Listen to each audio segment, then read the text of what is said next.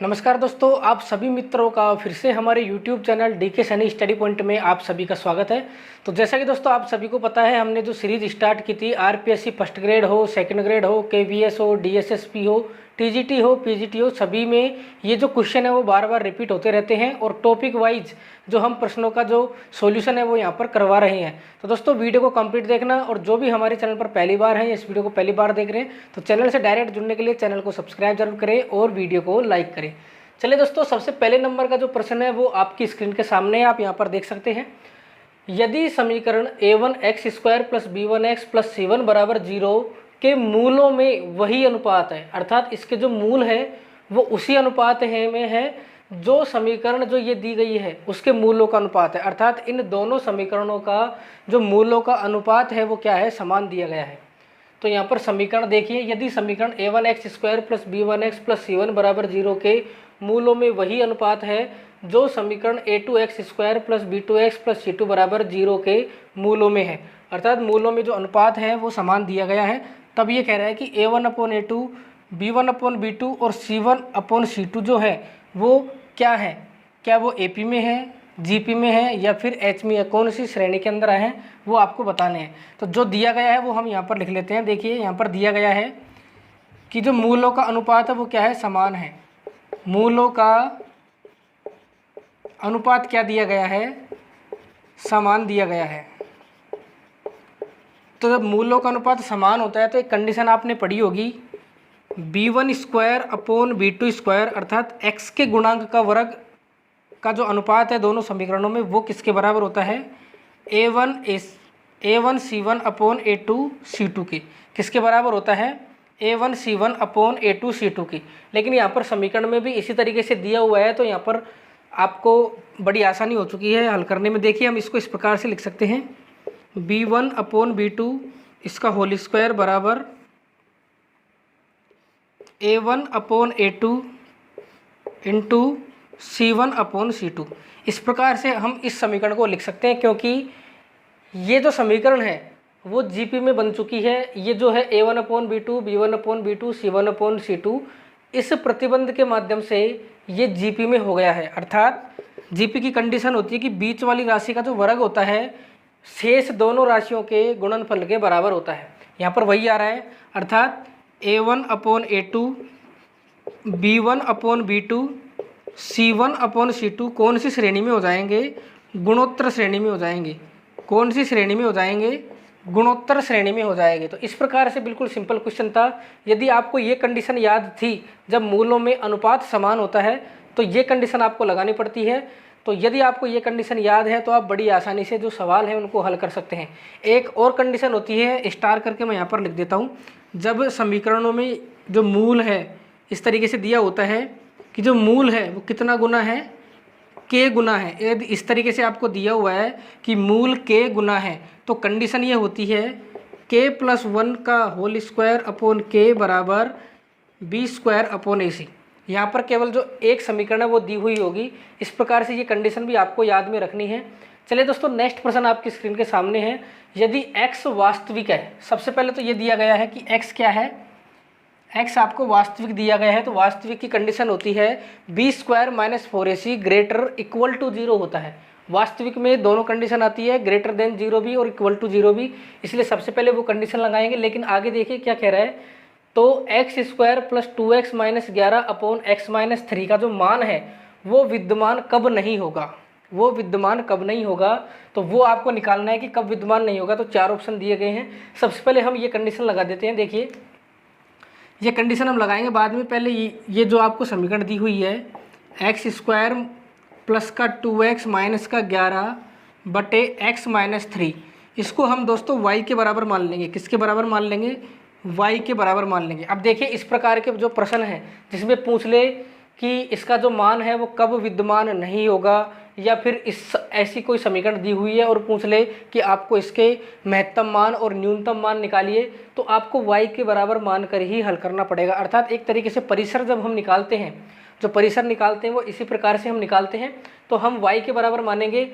और इस समीकरण को हल करेंगे। देखिए अब इस पूरी समीकरण को एक लाइन के अंदर क्रिएट करेंगे द्विघात समीकरण के रूप में। तो x² प्लस 2x माइनस का 11 बराबर हो जाएगा ये xy माइनस का 3y। ये सब के सब इधर को लेके आएंगे तो देखिए एक्स स्क्वायर प्लस का ये 2x और ये जब ये पहले मैं इधर को लेके आ जाता हूँ। देखिए 2x ये इधर को आएगा तो हो जाएगा माइनस का xy, इधर को आएगा तो ये हो जाएगा 3y और माइनस का 11 है ही बराबर 0। अब यहाँ से देखिए यहाँ से आ जाएगा x कॉमन लेंगे तो यहाँ पर बचेगा 2 माइनस का y इंटू एक्स प्लस ये अचर राशि हो गई। अब दोस्तों यहाँ पर कंडीशन लगा देंगे, ये एक द्विघात समीकरण बन चुकी है। अब हम लगा देंगे चूंकि जो x आपको दिया गया है वो क्या दिया गया है, वास्तविक दिया गया है। x क्या है, वास्तविक है, अतः बी स्क्वायर माइनस का 4ac बराबर 0। अब इस समीकरण के अंदर हम क्या रखेंगे, मान रखेंगे। तो b का मान क्या हो गया यहाँ पर 2 माइनस का y इसका स्क्वायर माइनस का 4, a का मान कितना हो गया 1 और c का मान कितना हो गया 3y माइनस का 11 बराबर 0। ये हो गया। अब इसको हम करेंगे सोल्व और y का मान निकालेंगे। तो देखिए इसको हल करेंगे तो कितना आएगा 4 माइनस का 4y plus Y square minus का ये हो जाएगा 12y प्लस का 44 बराबर 0। तो इस तरीके से दोस्तों ये हो जाएगा सोल्व। अब यहाँ से हमको y का मान निकालना है। तो y के मान कौन कौन से आएंगे, देखिए ये भी द्विघात समीकरण बन चुकी है y के अंदर। तो ये हो जाएगा, देखिए मैं यहाँ पर कर देता हूँ इसको सॉल्यूशन। वाई स्क्वायर ऐसे की ऐसे, उसके बाद में 12y और 4y कितना हो जाएगा 16y और यहाँ पर 44 और 4 कितना हो जाएगा 48 बराबर 0। अब दोस्तों इसके हम करेंगे गुणनखंड। तो गुणनखंड देखिए क्या हो जाएंगे, यहाँ पर गुणनखंड हो जाएंगे वाई स्क्वायर माइनस का 12y माइनस का 4y प्लस का 48 बराबर 0। यहाँ से देखिए y कॉमन ले लेंगे तो यहाँ पर हो जाएगा y माइनस का 12 और ये हो जाएगा y माइनस का 4 बराबर 0। तो जो y के मान आ गए वो यहाँ पर आ गए 4 और 12। लेकिन दोस्तों यहाँ पर देखिए यहाँ पर x वास्तविक दिया गया है, इसलिए यहाँ पर केवल बराबर से काम नहीं चलेगा। यहाँ पर ग्रेटर देन इक्वल टू का जो चिन्ह है वो आपको लगाना पड़ेगा। ये चीज़ आपको ध्यान में रखनी है, क्योंकि यदि मूल समान होते हैं तो आपको बराबर लगानी, लेकिन यहाँ पर मूल वास्तविक दिए गए हैं, अर्थात x जो है वो क्या है वास्तविक है। तो वास्तविक में दो कंडीशन आती है, एक तो ग्रेटर देन 0 और बराबर 0। तो ये ग्रेटर इक्वल टू 0 एक साथ आपको लेकर चलना है। तो ये चीज़ आपको दोस्तों यहाँ पर ध्यान रखनी है। देखिए इस तरीके से, तो यहाँ पर जो y के मान आ गए वो आपको अब इस तरीके से नहीं लिखने हैं। वो किस तरीके से लिखेंगे वो देखिए, यहाँ पर मैं इस तरीके से आपको बता देता हूँ। देखिए इसको लिखेंगे हम इस तरीके से, जो y के मान आ गए वो कितने कितने आ गए, अर्थात 4 और 12। अर्थात जो y का मान है वो 4 से भी बड़ा होगा और 12 से भी बड़ा होगा, 4 से भी बड़ा होगा और 12 से भी बड़ा होगा। इसका मतलब है कि 4 और 12 के बीच में जो संख्याएं आएंगी वो हमको नहीं लेनी है, क्योंकि 12 से भी बड़ा है, 4 से भी बड़ा है वो मान और 12 से भी बड़ा है। इसका मतलब है कि 4 से बड़े वाले तो काउंट ही नहीं, क्योंकि 12 से बड़ा है कोई न कोई जो मान है वो। तो यहाँ पर हम इस तरीके से लिख देंगे कि जो y का मान है वो हमको नहीं लेना है, किससे किससे 4 और 12 के जो बीच में है वो हमको काउंट नहीं करना है। यहाँ पर दोस्तों ग्रेटर इक्वल टू है, लेकिन हमने इसको शामिल नहीं किया है, इस वजह से हम यहाँ पर ये वाला जो चिन्ह है वो लगाएंगे। तो 4 और 12 के बीच की जो संख्याएं हैं उनको हम नहीं लेंगे। यहाँ पर लिखा हुआ है कि x वास्तविक हो तो इसमें क्या विद्यमान नहीं होगा। तो 4 और 12 के मध्य की जो संख्याएं हैं वो दोस्तों विद्यमान नहीं होंगी। इस तरीके से दोस्तों जो प्रश्न है वो पूछे जाते हैं। तो ये यहाँ पर जो है पहला और दूसरा प्रश्न यहाँ पर कंप्लीट हो गया है। अब दोस्तों हम नेक्स्ट जो प्रश्न नंबर 3 है वो देखते हैं। तो दोस्तों प्रश्न नंबर 3 यहाँ पर लिखा हुआ है, समीकरण √x+1 प्लस √x-1 बराबर 0 का हल है। अर्थात इसको आपको हल करना है और बताना है कि जो हल है वो क्या आएगा। 4 ऑप्शन आपके सामने दिए गए हैं। तो किस प्रकार से हल करेंगे, देखिए इस तरीके के जो प्रश्न है वो भी पूछे जाते हैं, जबकि ये जो प्रश्न है काफ़ी सिंपल होते हैं। सबसे पहले जो समीकरण दी हुई है उस समीकरण को हम यहाँ पर लिख लेते हैं, √x+1 प्लस √x-1 बराबर 0। इसको हम इधर की साइड लेके जाएंगे तो देखिए x+1 बराबर हो जाएगा माइनस का √x-1। अब दोस्तों हम करेंगे वर्ग, इन दोनों समीकरणों का वर्ग कर देंगे तो यहाँ पर बचेगा x+1 बराबर माइनस का वर्ग करेंगे तो क्या हो जाएगा प्लस, और अंडर रूट हट जाएगा, यहाँ पर हो जाएगा x-1। अब देखिए दोस्तों, ये समीकरण पॉसिबल ही नहीं है, क्योंकि x से तो x कट जाएगा, यहाँ पर इस समीकरण का जो कोई मतलब है वो नहीं होगा। तो यहाँ पर हम लिख देंगे जो कि संभव नहीं है, जो कि क्या नहीं है, संभव नहीं है, अर्थात इस समीकरण के कोई भी हल नहीं होंगे, अर्थात कोई हल यहाँ पर नहीं होगा, जो कोई सॉल्यूशन है इस समीकरण का वो यहाँ पर विद्यमान नहीं होगा। तो ये इसका आंसर हो जाएगा, बिल्कुल सिंपल सा था। तो इस टाइप के जो क्वेश्चन है वो भी पूछे जाते हैं कंपटीशन की एग्जाम में। नेक्स्ट है प्रश्न नंबर 4, ये उसी तरीके से है जो हमने अभी अभी प्रश्न नंबर 2 किया था, उसी तरीके से करना है आपको। यहाँ पर महत्तम मान और न्यूनतम मान पूछा है, उसी तरीके से यहाँ पर देखिए x वास्तविक दिया गया है, ये समीकरण दी हुई है, तो जो आपको यहाँ पर ये दिया गया है उसी को बराबर में y मानेंगे और महत्तम और न्यूनतम मान निकालेंगे। देखिए जो ये दिया गया है बहुपद, उसको लिख लेंगे यहाँ पर x² माइनस का 3x प्लस का 4 बटे x² प्लस का 3x प्लस का 4, इसको हम मान लेंगे y के बराबर। y के बराबर हमने मान लिया है, तो एक द्विघात समीकरण हमको क्रिएट करनी है। तो देखिए इसको वज्र गुणा करेंगे, y को वज्र गुणा करेंगे तो ये आएगा x² प्लस 3xy प्लस का 4y, सबको इधर की साइड लेके आएंगे। x², यहाँ पर x² यहाँ पर ले आएंगे इसको, तो ये हो जाएगा माइनस का x²y, यहाँ पर है माइनस का 3x, तो x वाला पद ले आएंगे, ये हो जाएगा माइनस का 3xy, यहाँ पर है प्लस का 4, ये इधर को आएगा तो ये हो जाएगा 4y माइनस में बराबर 0। तो ये एक द्विघात समीकरण बन चुके हैं, लेकिन जो कॉमन आ रहा है उसको हम कॉमन लेते हैं। देखिए यहाँ पर x² कॉमन आ रहा है, तो क्या बचेगा 1 माइनस का y, क्या बचेगा 1 माइनस का y बचेगा, x² हमने लिख लिया है कॉमन। यहाँ पर क्या कॉमन आ रहा है, माइनस कॉमन आ रहा है, और 3 और x कॉमन आ रहा है, तो यहाँ पर 1 प्लस y बच जाएगा, और यहाँ पर बचेगा, इस तरीके से हम इसको लिख सकते हैं। यहाँ पर दोस्तों 4 कॉमन आ रहा है, और ये हो जाएगा 1 माइनस का y बराबर 0। तो ये एक द्विघात समीकरण प्राप्त हो चुकी है। इस पूरी समीकरण को मैं माइनस से मल्टीप्लाई कर रहा हूँ, तो देखिए ये माइनस से मल्टीप्लाई करेंगे तो ये हो जाएगा y माइनस का 1, कितना हो जाएगा y माइनस का 1, ये हो जाएगा, यहाँ पर है x², इसको मैंने माइनस से मल्टीप्लाई किया तो ये हो गया प्लस का 3 y प्लस 1 x, यहाँ पर माइनस से मल्टीप्लाई करेंगे तो अंदर वाले हम अंदर की साइड मल्टीप्लाई कर रहे हैं, तो ये हो जाएगा y माइनस का 1। अब यहाँ पर देखिए सिमिलरिटी बन रही है, तो इस वजह से दोस्तों हमने ये माइनस से मल्टीप्लाई किया है। तो इस प्रकार से भी आपको सॉल्यूशन करना पड़ सकता है। देखिए अब यहाँ पर सिमिलरिटी बन रही है, क्या बन रही है, देखिए y माइनस का 1 यहाँ पर भी है और यहाँ पर भी है।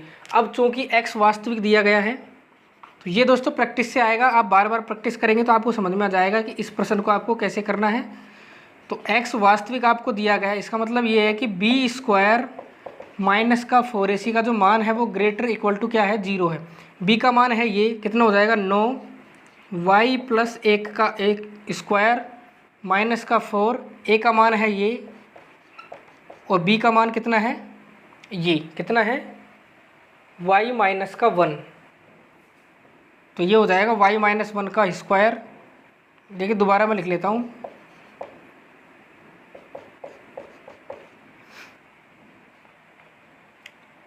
तो ये हो जाएगा 9 y प्लस 1 का स्क्वायर माइनस का 16 y माइनस 1 का स्क्वायर ग्रेटर देन 0। अब यहाँ पर देखिए दोस्तों, तो समीकरण बन रही है इस प्रकार से बन रही है, आप देख सकते हैं यहाँ पर।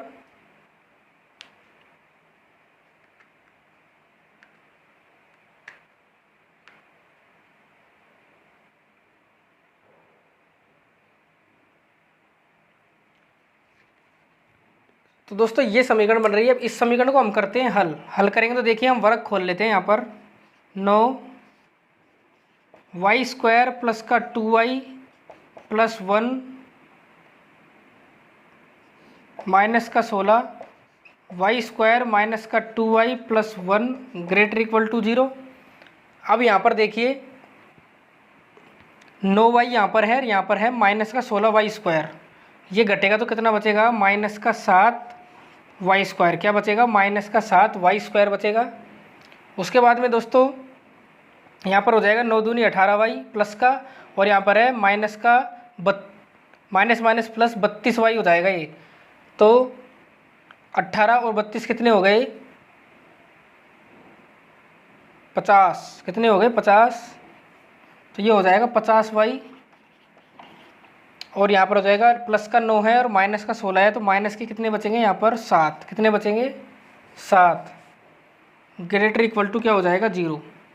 अब दोस्तों इस समीकरण को आपको हल करना है, तो यहाँ पर देखिए y का जो गुणांक है वो नेगेटिव नहीं होना चाहिए, तो हम क्या करेंगे? हम इसका भाग लगा देंगे, माइनस का जो 7 है इसका हम भाग लगा देंगे पूर्ण वर्ग विधि से। अब हम इसको क्या करेंगे? सोल्व करेंगे। तो देखिए माइनस का 7 का हम भाग लगा देंगे तो क्या बचेगा?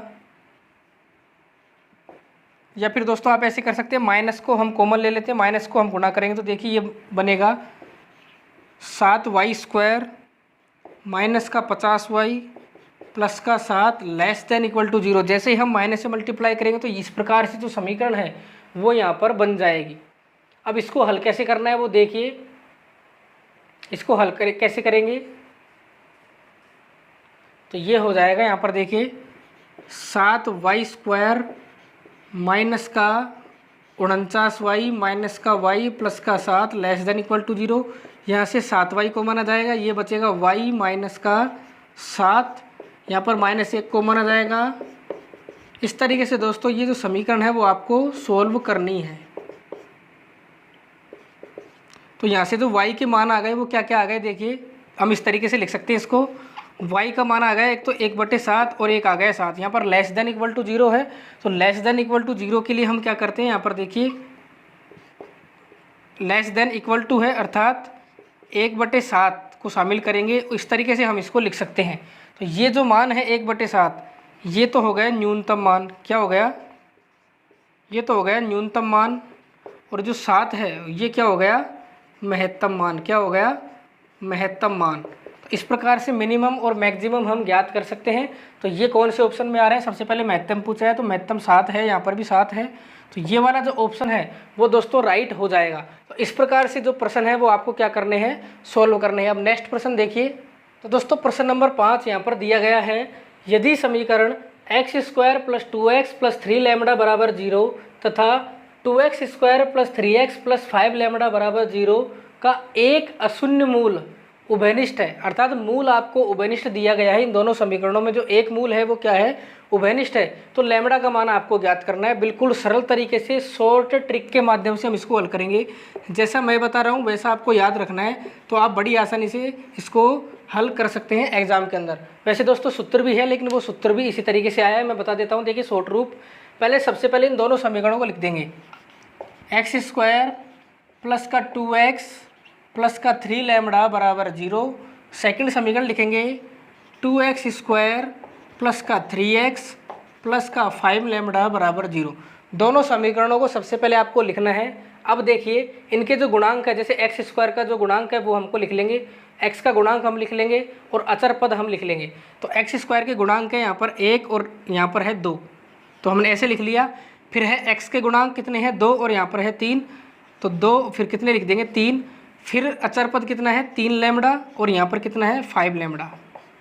तो ये गुणांक हमने लिख लिए। अब देखिए शॉर्ट रूप क्या है, सबसे पहले हम इन दोनों को वज्रगुणा करेंगे इस तरीके से, फिर हम इन दोनों को वज्रगुणा करेंगे इस तरीके से, और फिर हम इसको और इसको, जो ये लास्ट का बच गया, इसको हम वज्रगुणा करेंगे। तो देखिए समझाने के लिए सबसे पहले हम इन दोनों को वज्रगुणा कर रहे हैं, तो 3 एकम 3, 3 में से हम देखिए 3 एकम 3 माइनस 2 को 2 से मल्टीप्लाई करेंगे, कितना आएगा? 4। फिर लगाएंगे हम मल्टीप्लाई का निशान, फिर करेंगे इनको गुणा, कितना हो जाएगा? 10λ माइनस ये कितना हो जाएगा? 9λ, मल्टीप्लाई करेंगे बराबर। अब ये तो हमने पास पास वालों का किया है इसलिए मल्टीप्लाई आया है। अब यहाँ पर हम दूर वालों का करेंगे, वो भी मल्टीप्लाई आएगा, लेकिन वो स्क्वायर बन जाएगा क्योंकि समान ही तो हैं। अब इसका इसके साथ में मल्टीप्लाई करेंगे तो ये हो जाएगा 5λ माइनस ये हो जाएगा कितना? 3 दूनी 6λ, इसका क्या हो जाएगा? स्क्वायर। तो इस तरीके से शॉर्ट तरीके से आपको करना है हल। इसको हल करेंगे, 3 में से हम 4 को घटाएंगे तो कितना आएगा? -1। इसको हल करेंगे तो कितना आएगा? यहाँ पर केवल लैम्बडा बचेगा बराबर, यहाँ पर माइनस का लैम्बडा बचेगा, तो माइनस के लैम्बडा का वर्ग करेंगे तो कितना हो जाएगा? λ²। अब इसको हम इधर को लेके जाएंगे तो ये हो जाएगा λ² प्लस का लैम्बडा बराबर 0। इसको हम सॉल्यूशन करेंगे, λ² प्लस लैम्बडा बराबर जो 0 है इसको हम हल करेंगे। तो कैसे हल करेंगे? देखिए यहाँ से लैम्बडा कॉमन आ रहा है, लैम्बडा हम कॉमन लेंगे तो अंदर बचेगा लैम्बडा प्लस 1। क्या बचेगा? लैम्बडा प्लस 1 बराबर 0। तो लैम्बडा का जो मान आ गया वो देखियो यहाँ पर लिखा हुआ है अशून्य मूल है, अर्थात जो मूल है वो शून्य नहीं हो सकता है। इसलिए लैम्बडा के दो मान आएंगे, एक तो लैम्बडा बराबर 0 और एक माइनस का 1। तो अशून्य मूल है, अर्थात ये तो आपको लेना ही नहीं है। यहाँ पर है माइनस का 1, तो ये आपको काउंट करना है। ये क्या करना है? आपको काउंट करना है। तो इसका आंसर क्या हो जाएगा? माइनस का 1। तो इस प्रकार से दोस्तों आपको क्या करना है? प्रश्नों का सॉल्यूशन करना है। वीडियो अच्छी लगी हो तो दोस्तों वीडियो को लाइक जरूर करें। चैनल से जुड़ने के लिए चैनल को सब्सक्राइब करके बेल आइकन को प्रेस जरूर करें। तो टोटल 5 वीडियो द्विघात समीकरण और बहुपद से संबंधित हो चुकी हैं। अब हम नेक्स्ट वीडियो में नेक्स्ट टॉपिक के ऊपर चर्चा करेंगे। तब तक के लिए दोस्तों धन्यवाद।